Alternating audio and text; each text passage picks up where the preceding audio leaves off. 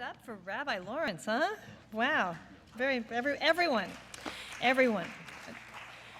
Our next guest is a very special man. He's a friend of mine. He's come from Tampa, Florida.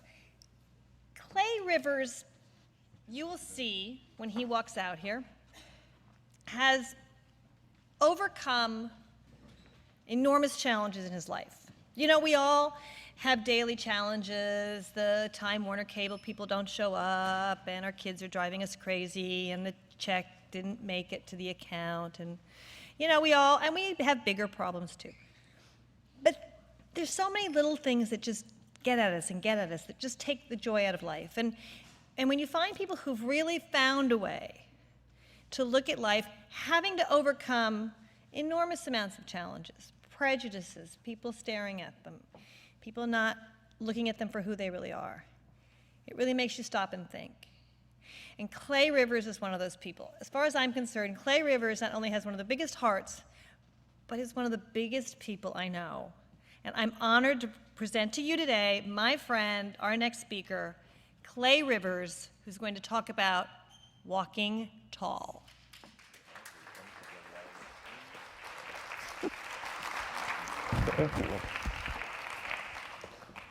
Hi.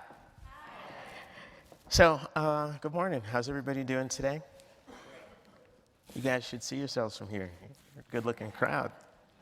So, as Tracy said, my name's Clay Rivers, and I'm going to tell you 3 things that I know about how to not only face, but embrace challenges. And what do I know about challenges? Please. As a 48-inch tall, black, Christian, gay male, I know a lot. And in my book, Walking Tall, I tell about my funny, heartwarming, thought-provoking, and death-defying journey to self-acceptance. And these three things that I know are universal, and they can be applied to your own life. One thing to keep in mind is that these principles are fluid, and you can apply them in any order, any time, but you have to use all 3. So let's start with a basic premise. If you're living, you're gonna face challenges. But life isn't about the challenges that you face. It's all about how you respond to them. Because your response to those challenges has the biggest input, not only on your circumstances, but also on how others respond to you as well. So, the first thing I know about walking tall, it's a good thing to do what I call go with the flow. For me, the most profound opportunities for personal growth have never shown up on my doorstep with a big red bow and tagged the best thing that could ever happen to Clay. The circumstances that have allowed me to better my quality of life tend to show up at the most inconvenient times. And they're typically in one of 5 areas. There's cognitive challenges, things that I believe about myself. There's emotional challenges. It could be anxiety or depression or feeling like the bottom has fallen out of your life. There's physical challenges, say an illness or disability or maybe your height. There's external challenges as well, like losing a loved one or losing a job or going through some sort of natural disaster. And the fifth and final one is our societal challenges. And those are discriminations, prejudices. So typically, my response in the past to those challenges was to either fight it or run away from it, or deny that there was anything going on at all. Eventually, I noticed a pattern. Every time I fought, or I flew, or I denied what was going on, the results were always the same. I ended up being exhausted, and the circumstances were pretty much the same.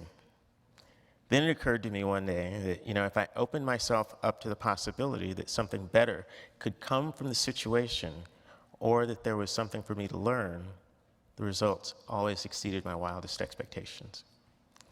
And this is where trust comes in. Some people call it faith, but since we're at the Gratitude and Trust Summit, I'm going to call it trust. Trust, according to Merriam-Webster, is having confidence in someone or something. And note that when you use trust as a verb, it's not a thing. It's something that you do. It's not some magic charm that you hang around your neck that does all the work for you. Trust, when used as a verb, is an action, and it's something that you choose to do. And it's what I call going with the flow. For me, the first step in a fuller, more meaningful life involves putting my trust in God. So don't get all freaked out. I know we're all on our own journey. Some people choose to trust in God. Some people choose to trust in a higher power. Some people choose in other things, and some people choose not to put their trust in anything. And that's okay. But in those instances, when I put my trust in God, I trust that He always has my best interest at heart. I trust that He knows what's going on in situations, even in those times when I have no idea what's going on, and especially in those times when I think I do know what's going on. I trust Him to deal with any situation that comes up, and that takes the pressure off me from having to go mano a mano with anybody, or to run or deny that a situation exists. And that allows me to rest in the knowledge that I'm exactly where I'm supposed to be. So this brings us to the next thing I know about walking tall. And that's this premise of no masks allowed. During college, I worked at Walt Disney World as a costume character, Donald Duck. And wait a minute, I just got lost here. Okay, worked as Donald Duck. And the costume that Disney gave me to use completely masked my identity from the tourists that I interacted with. But to shield my own identity from the people that I interacted with in my personal life, I crafted a game face. And that game face, I thought, presented the persona of a guy who had everything together. I spent so much time and energy trying to hide the real me that I couldn't see that people were trying to get to know the real me. And that took a lot of energy. And it's stressful. I was always worried about, what if they find out who I really am? What if they don't like the real me? Eventually, I got to the point that I trusted a few people and gradually let them in to see the real me. And you know what? They liked the real me better than the me that I was trying to fashion for them to like. And the same holds true for everyone. People can always spot a fake. Well, let me tell you something.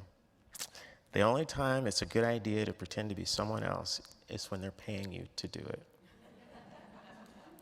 So let's say you're going with the flow and you're running around with no mask on. So what do you do next? You transition to this thing that I call, well, not a thing, it's another tenet. It's basically, to thine own self, be you. And if that phrase sounds familiar, it should. A lot of people have said, be yourself, for a really long time. And you know why? It's true. Everybody close your eyes. You guys too, at home. Now think of someone that you know that you really enjoy being with. It can be a family member, a friend, anybody. You got that person in your mind? Now, imagine yourself interacting with that person. And how are you feeling with that person? In addition to hopefully feeling warm and fuzzy, you probably feel accepted, understood, and not judged. You can open your eyes now. Do you know why you feel that way with that person? It's because they accept themselves, warts and all. And we're around people who are comfortable in their own skin. It gives us permission to be ourselves as well. So what do you do with the prickly parts about yourself? Well, you own up to the fact that they're a part of you. If it's a circumstance that you have no control over, then you change your outlook on the situation. Case in point, I'm 48 inches tall. I can't take a pill or have a surgical procedure to change that to some noticeable degree. So what do? I can either view my dwarfism as something that will limit my ability to live life and sit in a corner and cry about it, or I can recognize it, I can own it, and use it to my advantage. Now, while a career in the NBA and the NFL are not options for me, there's so many other things that suit me perfectly. So, what do you do when there's something that other people have an issue with? Well, since I've opened up the being short can of worms, I'm gonna run with that. What do I do in terms of how other people see me? It's the same thing, sort of. See, I know that 1 out of every 100,000 people is a little person. And when people see anything or anyone out of the ordinary, they're going to look, even stare. So I slide a little grace because they're human. I'm human too. And humans gotta hume. So some people are cool about it and others aren't, but I choose to own it and I use it to my advantage. I'm not going to say that I don't have bad days. I do. And heaven help the person who's acting stupid or rude with me when I'm having a bad day. So hopefully you guys see how these 3 things I know can help you deal with challenges. Thanks.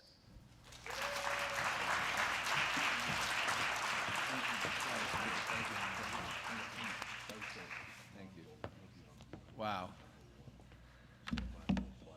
Wow.